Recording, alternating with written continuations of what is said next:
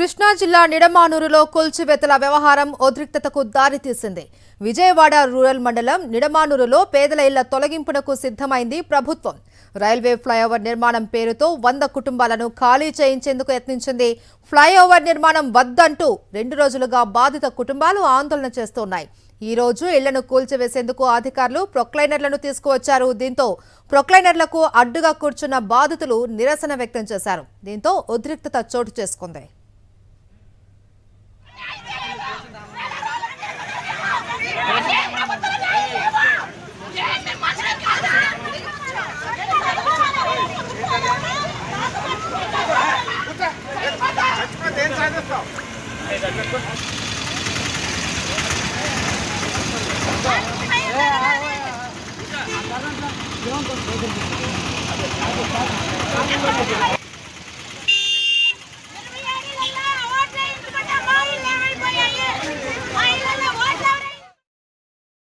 మరిన్ని అప్డేట్స్ కోసం ఛానల్ ను సబ్స్క్రైబ్ చేయండి. నోటిఫికేషన్స్ కోసం బెల్ ఐకాన్ పై క్లిక్ చేయండి.